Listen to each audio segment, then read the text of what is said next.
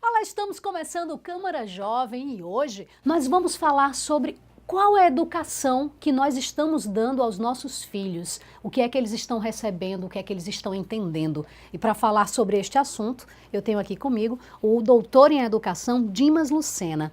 Ele vai contar para a gente, conversar conosco sobre esse assunto, falar um pouco das suas opiniões e o que é que ele já entendeu pelos seus estudos e na vivência do dia a dia. Professor, seja bem-vindo ao Câmara Jovem, uma satisfação para a gente recebê-lo aqui. Com relação a tudo que a gente tem vivenciado, que os nossos jovens têm praticado, qual é a sua opinião sobre a educação que está sendo dada hoje em dia para eles? Muito obrigado, Sueli, pelo convite. Fico honrado em estar aqui. Muito obrigado à TVK, a todos que fazem a TV Câmara. Minha saudação a todas e a todos que assistem o programa de vocês e de parabenizar também pelo tema, né, pela importância, pela atualidade, pelo significado desse tema. Cabe destacar, Sueli, que nós vivemos um momento onde a vida humana cada vez mais vale menos. Vivemos um processo de profunda desvalorização da vida, de um processo de humanidade. A violência tem sido crescente. A violência em todos os seus aspectos. A violência simbólica, a violência física, a violência emocional, até mesmo a morte, o assassinato, a violência extrema. Num país onde existem, por exemplo, 64 mil assassinatos por ano. Onde a violência traz um medo para as pessoas. Vivemos uma sociedade onde o que se chama de coisificação, brutalização das relações humanas. E a pior das coisas é quando o ser humano perde a capacidade de indignação. Quando ele não percebe a dor do outro, perde um sentido de humanidade. É fundamental, como diz o Carl Rogers, ele diz que a empatia é uma grande dimensão de humanização. Empatia significa perceber o outro, colocar-se no lugar do outro, sentir, perceber a dor do outro. Isso é uma ponte entre as pessoas. Educar é criar pontes. É criar pontes e não paredes. É criar horizontes e não barreiras. Mas nós vivemos em um processo, a educação, ela se insere dentro de um contexto histórico, dentro de uma sociedade, e ela contém valores, princípios. Então, na educação formal, é preciso que a escola, que precisa dar sua contribuição para uma cidadania crítica, afetiva, democrática, traga em si, dentro do seu projeto político-pedagógico, essa concepção. Então a escola precisa trabalhar a dimensão da teoria e prática, né, num sentido motivacional, um conhecimento contextualizado, que traga interesse, inclusive, à criança, ao adolescente, ao jovem, de querer aprender. Um jovem que adora velocidade, ele pode ter horror, por exemplo, a aula de física sobre velocidade. Alguma coisa está errada. Então é preciso haver uma visão motivadora, e o que traz motivação é está de acordo com os interesses das pessoas, as necessidades das pessoas, o mundo das pessoas. Então é preciso trabalhar a ciência de forma contextualizada. Mas além da dimensão das ciências, a escola trabalha também a dimensão das emoções, a chamada, como diz o Goleman, o desenvolvimento da inteligência emocional, a capacidade de lidar com suas frustrações, com seus medos, com seus fantasmas, suas inseguranças, as suas transformações, os seus desejos, enfim, é preciso a capacidade de lidar consigo mesmo e a capacidade de lidar com o outro, dentro de valores. Então é preciso que a escola tenha esse contexto visando criar uma cidadania, um aluno que pense, desenvolver projetos, Por exemplo, a questão da leitura. Veja você que todos os nossos indicadores, seja o PISA, a escola... Os indicadores, no caso, que avaliam, exato, né? Que avaliam, os nacionais e os internacionais. Mostra que estar na escola hoje não significa estar aprendendo. Alguma coisa está errada. A leitura, por exemplo, ela precisa desenvolver, como diz o mestre Paulo Freire, a leitura do mundo precede a leitura da palavra. A leitura do mundo Leitura é tudo. Não é um processo formal, não é apenas uma questão chata, obrigatória. Né? Pelo contrário, essa visão tem que ser desconstruída. A leitura parte, por exemplo, do núcleo familiar, da família, a visão crítica das relações humanas, do que ali ocorre, da rua, do bairro, da cidade, do mundo, enfim. Uma leitura crítica, uma interpretação, para que as pessoas sejam, na verdade, sujeitos da história e não objetos da história. Tenha a capacidade de analisar criticamente. Então é preciso compreender essa visão de leitura, de educação, como sendo libertária, como sendo veículo de valores. Valores que construam alicerces democráticos, que é a capacidade de conviver, de valorizar o coletivo, de conviver com o outro, de conviver com as diferenças, sobretudo de respeitar as diferenças. Uma curiosidade com relação a esse tema que o senhor coloca, da escola. O senhor sempre dizendo que a escola, ela tem essa participação tudinho. Hoje em dia, muitas pessoas estão levantando a discussão de que está havendo inversão, de que os pais, eles esperam que as escolas exerçam a função que seria dele. O senhor concorda com isso? Nunca. Inclusive, eu queria dizer o seguinte, que quando eu falei em inteligências múltiplas, é porque a escola precisa valorizar todas elas. Ela não pode ser excludente, ela não pode excluir as pessoas, colocar um corte, quem não se adapta aqui está fora. A escola tem que ser acolhedora, tem que ser um local... Independente de sexo, raça, cor, religião. Tudo, e valorizando todas as inteligências. Não é porque uma pessoa não tem um certo potencial, digamos, para a matemática, que ele vai ser excluído. Mas ele tem outras áreas que precisam ser igualmente valorizadas. E você faz uma pergunta muito importante, que é um questionamento muito forte hoje. Família e escola são complementares. O que é a família? A felicidade dos seus filhos, o desenvolvimento pleno dos seus filhos, que seus filhos cresçam, que tenham a capacidade de serem felizes. Para serem felizes, eles precisam ter a capacidade de pensar, de decidir, de reagir, de superar frustrações, de crescerem, de acreditarem neles mesmos, porque a educação tem alguns pontos em comum. Tanto a família como a escola precisam despertar isso, o respeito. Agora, a função primordial da escola é desenvolver o pensamento científico, dar acesso ao saber acumulado pela humanidade, de forma que a criança e o adolescente aprendam e aprendam de forma motivadora, levando isso para a vida, para um contexto, né, que se insira, que esse conhecimento seja para ele não apenas uma informação. Informação é apenas um saber por saber. Conhecimento é quando ele consegue colocar isso em prática. Aí vem um conceito de aprendizagem muito importante. Aprendizagem é mudança de comportamento. Se o aluno não mudou de comportamento, ele não aprendeu. O que é mudar de comportamento? É pensar diferente, é ter outro olhar, é aumentar a capacidade do pensamento, da linguagem, do se inserir, do falar, do criticar, do se posicionar, do fazer, do mudar, do se relacionar com o outro. Tudo isso é aprendizagem. A família, ela cabe essencialmente os valores. Os valores. Ensinar a respeitar o outro. Ensinar um espírito democrático, os seus valores religiosos ou não. A família pode ser agnóstica, pode ser espírita, pode ser umbandista, pode ser evangélica. E daí? Que seja o que... Mas são os valores dela. E isso precisa ser respeitado. Ela passa para os seus filhos. A escola precisa conviver com essa pluralidade. A escola não vai cercear a crença ou os valores éticos, morais, religiosos de quem quer que seja. Ela não estaria cumprindo seu papel. A sociedade é plural. A escola, ela deve refletir a sociedade. Tem que ter o respeito com todos eles, né? Isso. Agora, tanto a família como a escola precisam convergir quando é combater, por exemplo, a violência, a desumanidade, a falta de ética, a falta de respeito, porque aí nós não estaremos, nem a família quer isso, nem a escola, então elas convergem nesse sentido de construção de uma pessoa, de um ser humano no seu mais amplo sentido.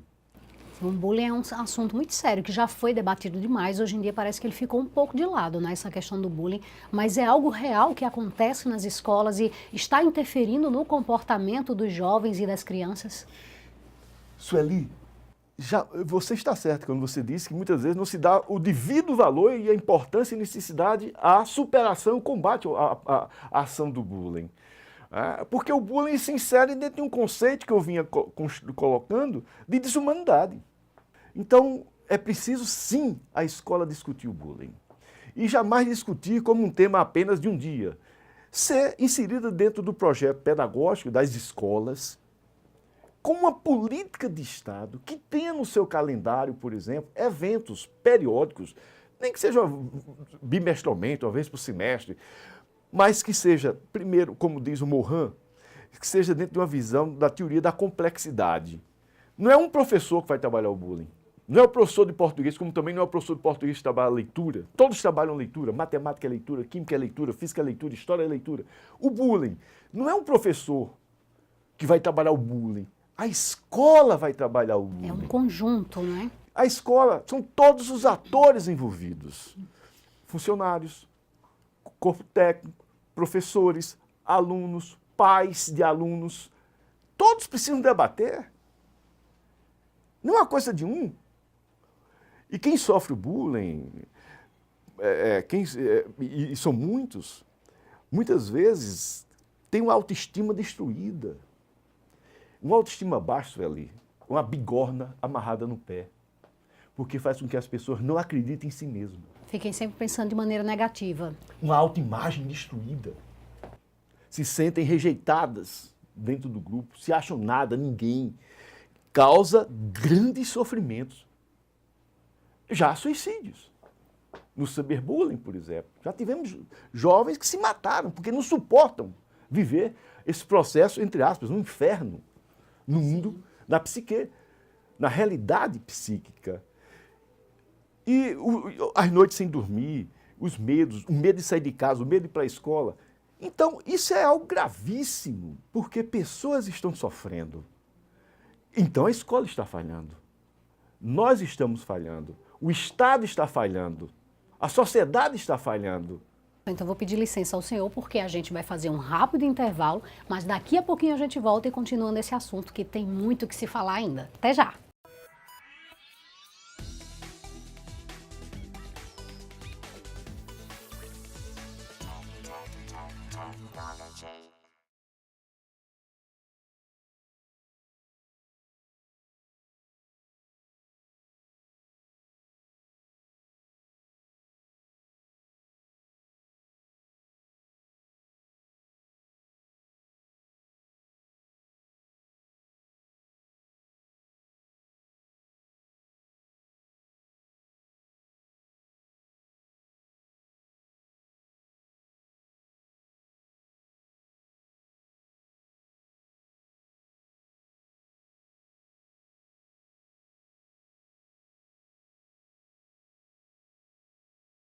Olá, estamos de volta com o Câmara Jovem e hoje nós estamos levantando um questionamento. Qual é a educação que estamos dando aos nossos jovens? E quem está conversando conosco é o doutor em educação, Dimas Lucena, que está fazendo um apanhado sobre a questão da escola, da família, nessa participação educativa para as crianças e os adolescentes. E no primeiro bloco, a gente, entre os muitos assuntos que tratamos, nós falamos do bullying.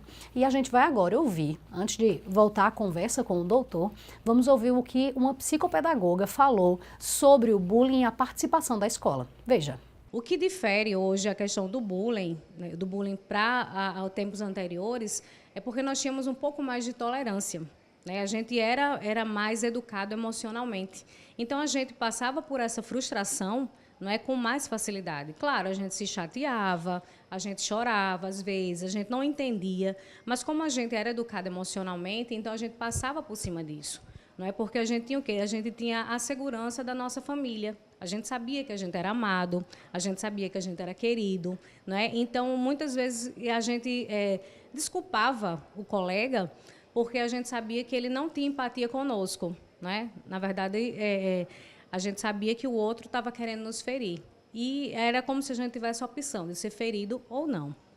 Hoje, o que a gente vê é que as crianças elas não são tão tolerantes, né, aos sofrimentos, às frustrações, né? Então é como se as crianças hoje, os jovens, eles fossem a flor da pele, né? E esse caso de bullying, ele tornou-se um pouco mais, assim, se avolumou, porque as coisas elas passaram um pouco da questão da brincadeira, né, do apontar o colega, para a questão física, né? Então, quando você parte para a agressão, quando você parte para a humilhação, né, pública, diante de todos os colegas, então isso se torna uma coisa mais séria. Bem, doutor, a gente vê que a questão do bullying realmente, infelizmente, faz parte, mas se a gente lembrar agora, recentemente, tivemos um caso que chocou o país inteiro, que foi o caso de Suzano, onde alguns jovens chegaram a cometer assassinato de colegas e também de funcionários de uma escola. Isso choca, né, a gente, quando a gente vê uma notícia como essa. Aí nós temos o extremo da desumanidade, né? A destruição da vida. Lembrar que foram, salvo engano, 8 assassinatos de jovens, cheios de sonhos, de vida pela frente, tanta coisa aí. E quanta dor deixaram para os pais, as mães, né, os irmãos. A humanidade sente. E é preciso ter esse sentimento, né, da dor do próximo, do coletivo. E nós temos aí um caso que vamos à psicopatologia. Né? E veja também o reducionismo da discussão.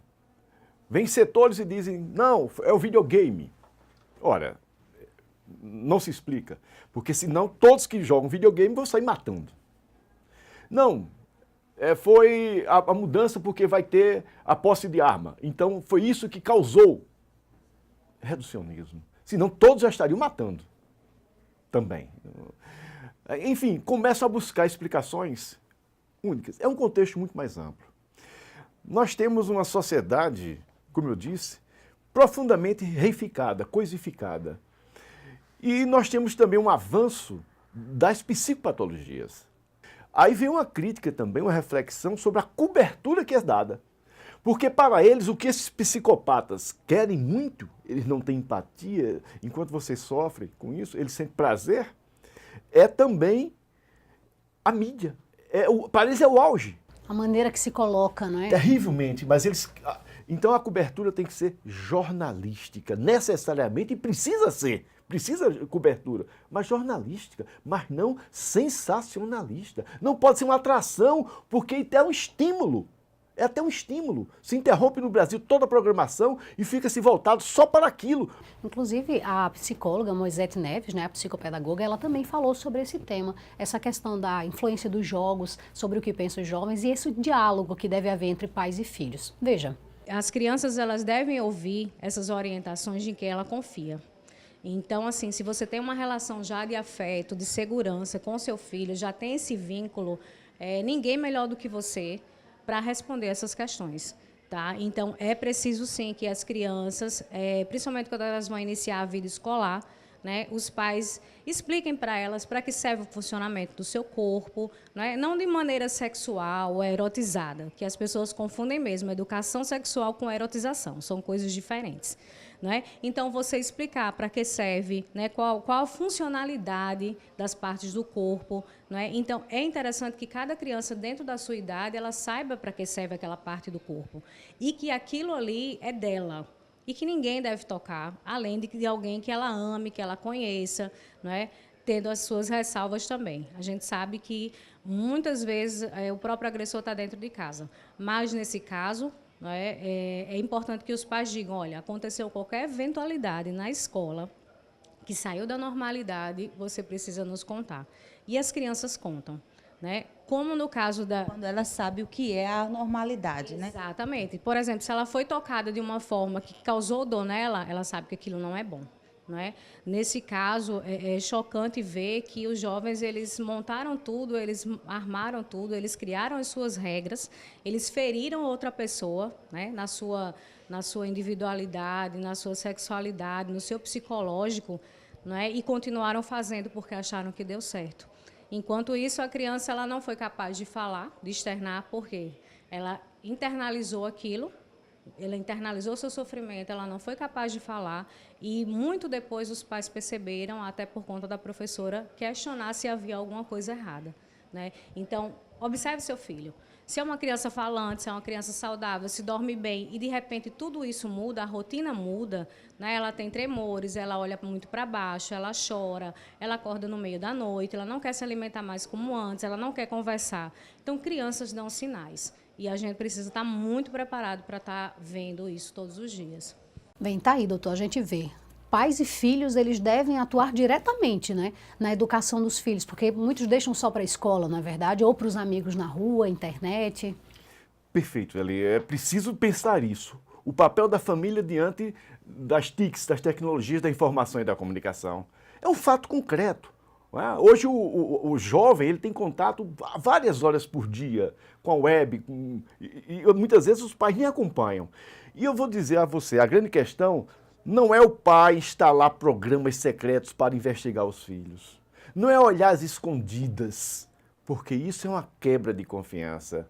E um valor muito importante na educação, diz o Rogers, é a congruência. A congruência é a relação entre o pensamento, a linguagem e a ação. Ou seja, é a profunda coerência que todo educador, pai, mãe, professor, professora precisa ter. Precisa pensar uma coisa, dizer essa coisa e fazer e praticar essa coisa. Então é preciso o pai, para inclusive ter a confiança do filho. As relações precisam ser verdadeiras, de diálogo, de encontro, de afeto, construindo pontes. É chegar ao filho e conversar o que é que você está vendo. Participar, naveguem juntos. Abraça teu filho, tua filha. Conversa. Como foi teu dia, como foi a escola, o que houve de bom, o que houve de ruim. Quais foram as tuas dificuldades hoje? O que é que eu posso fazer? Mãe e pai, Sueli, são pit stops diários para abastecer os filhos. E os filhos precisam, então, ter a confiança e a capacidade de chegar lá. Não pode o pai estar de um lado com o seu celular e o filho do outro, num restaurante ou na praia, onde quer que seja. Muitas vezes estão fisicamente juntos, mas estão cognitivamente e emocionalmente distantes. Professor, o senhor falando dessa questão do diálogo e tudo mais, é impossível a gente não recordar agora dos fatos que infelizmente estão acontecendo em João Pessoa, que foram divulgados recentemente com relação a abusos de menores por outros menores, adolescentes abusando de crianças. Abusos sexuais. Veio à tona essa questão que diz que algo que já aconteceu há mais de um ano atrás e só agora que vieram falar sobre esse assunto, mas algumas pessoas dizem que é coisas que acontecem em outras escolas, mas que ninguém divulga. Sobre esse tema, o que é que o senhor acha? Esse tema nos remete, primeiro, ao reducionismo da discussão, outro reducionismo. Né? Culpado ou inocente, quem fez, quem não fez, e se viu que isso é mais uma curiosidade. Quem foi? Como foi? Isso é uma realidade. Crianças são abusadas, inclusive por pedófilos. Né? E não só nas escolas. Não só nas escolas. E aí vem aí uma grande hipocrisia social. A que o senhor se refere a essa hipocrisia? O silêncio sobre a sexualidade. Sim. Não debater, não discutir sexualidade no sentido amplo, no sentido humano, no sentido ético, no sentido biológico também. Compreender a sexualidade. O que é que o senhor acha mais difícil dos pais conversarem com os filhos sobre a sexualidade? Os pais têm pontos, o que a psicanálise chama de pontos cegos. Ele próprio tem dificuldade pela sua formação, tá? Não quer que a escola também discuta. Porque há um domínio na cultura dominante que, se falar de sexo, estimula a fazer sexo. É justamente o contrário. Prepara a criança e o adolescente para uma sexualidade madura, para poder se defender. É preciso dizer à criança, desde cedo, que ela não pode tocar nas partes do colega, da coleguinha, nem vice-versa, não permitir. Ela começa a ter uma compreensão do corpo. É preciso esclarecer a criança a partir da curiosidade dela, jamais negar ou mentir, mas dentro da curiosidade dela e dentro da capacidade de compreensão dela. Então as escolas, a educação, já dispõe de uma teoria, né, científica, já dispõe de um material psicopedagógico específico para cada faixa etária. E quando eu era orientador de estágio na Universidade Federal, eu tive grupos meus de estagiários que encontraram uma escola com problemas com crianças com alto índice de comportamentos erotizados. A professora, preocupada, não sabia o que fazer. Aí fazia o papel da metáfora do avestruz. Fazia que não estava vendo nada. Fingia que não era com ela. Não é com ela. E as crianças se tocando, porque existe também um processo chamado erotização precoce. Sim. Que é preocupante, precisa refletir sobre real, isso. Né? Porque, primeiro, enquanto de um lado há um estímulo, do outro lado as instituições como a família e a própria escola não falam sobre o assunto, não dão a informação. Quando então se fez umas dinâmicas com a criança, falando, com bonecas, enfim, falando sobre a ética, sobre o respeito que teria que se ter uma com a outra, dentro de uma dimensão humana e ética, de compreensão, sem trauma, sem medo, sem estereótipos, os comportamentos foram reduzindo.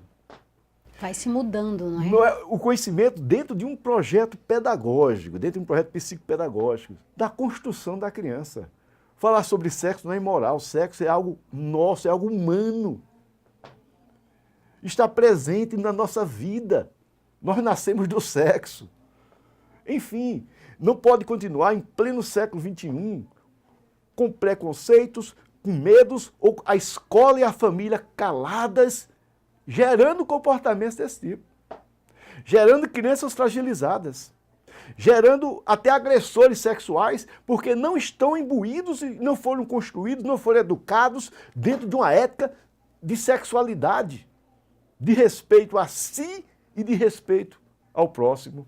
Sim, eu peço até licença ao senhor, porque a gente conversou com a delegada, doutora Joana Dark, ela que é da Delegacia de Infância e Juventude. E ela falou justamente de como os pais, professores ou quem pode fazer denúncias, como o horário. Então, veja o que falou a delegada. Qualquer pessoa, seja familiar, seja conhecido, seja desconhecido, a escola, o hospital, qualquer pessoa pode denunciar uma violação, um crime praticado com a criança e o adolescente. Quando eu me refiro à criança e adolescente, né? Porque a denúncia você pode fazer assim, qualquer pessoa pode denunciar de um idoso, entendeu? Qualquer pessoa. Bem, tá aí. A gente agradece à doutora Joana Dark, a delegada da Delegacia de Infância e Juventude. E ela ainda reforçou para a gente os números que você que está em casa, você que está acompanhando o nosso programa, pode ligar para denunciar qualquer tipo de violência que esteja sendo percebida contra a criança e o adolescente. Veja. Existe aí os discos de denúncia, né? Disque 100. Esse Disque 100 é um disco de denúncia nacional. Tem o Disque 123, que é aqui da Paraíba. Tem o Disque 197, que é da nossa Polícia Civil. Tem o 190, que é da Polícia Militar.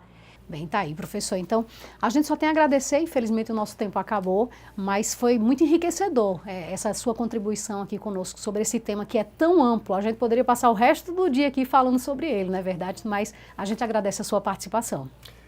Sueli, muito obrigado a você, muito obrigado a todas e a todos que nos escutaram. Eu só queria fazer duas citações. Uma de Leidson Rodrigues, é um livrozinho, O Príncipe e Outras Lições. Ele diz que a educação deve escolher, nós vamos formar a geração das águias ou das tartarugas. Ele diz que as tartarugas é aquela geração que aprende a ter medo, a não enfrentar, a não superar. E a das águias é ensinar as pessoas que elas devem sonhar, que elas devem lutar, que elas devem superar. Que tem grandes potenciais. Despertar o potencial das pessoas é uma das grandes funções da educação, autoestima também. E Mário Quintana, ele diz o seguinte, Utopia sobre Utopias, ele diz, utopias que sejam inatingíveis, quão tristes seriam os caminhos à noite se não fosse o brilho das estrelas. Então a educação precisa ensinar nossos jovens, nossas crianças e nossos jovens a sonhar, a acreditar que eles podem ser muito mais e fazer muito mais. Dar muito mais valor à vida, aos valores e à construção e à luta por um mundo melhor e uma humanidade melhor, que realmente seja verdadeiramente humana.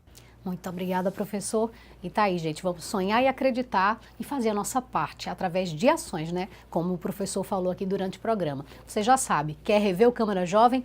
TV Câmara JP no YouTube e temos também as nossas redes sociais, @Câmara Municipal JP. Lá você pode comentar sobre o nosso programa, qualquer outro que a gente exiba aqui na TV Câmara e você pode dar sugestões e perguntas também, por que não? Semana que vem tem mais Câmara Jovem, até lá!